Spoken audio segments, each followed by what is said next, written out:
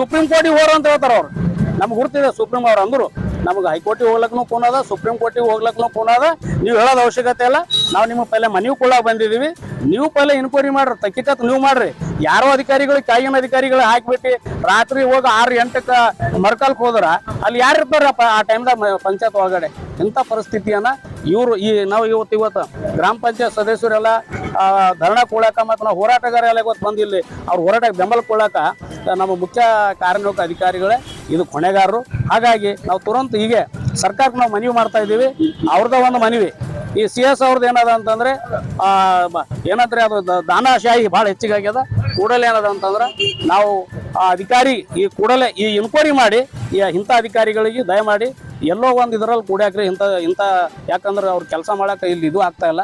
ಇಂಥ ಎಷ್ಟೋ ಜನರಿಗೆ ಬಂದಾಗ ಕೂಡ ಹಿಂಗೆ ಆಗ್ತದೆ ಅಂದ್ರೆ ನಮಗೆ ಭಾಳ ಬೇಜಾರಾಗ್ತಾ ಇದೆ. ಹಂಗಾಗಿ ಇವತ್ತಿನ ಹೋರಾಟಕ್ಕೆ ಜಯ ಆಗಲಿ ಅನ್ನೋದೇ ನಮ್ದು ಆಸೆ ಅದ.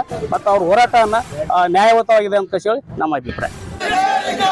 ಧಿಕ್ಕಾರ ಧಿಕ್ಕಾರ ಧಿಕ್ಕಾರ ಧಿಕ್ಕಾರ ಎಲ್ಲಿವರೆಗೆ ಹೋರಾಟ, ಎಲ್ಲಿವರೆಗೆ ಹೋರಾಟ?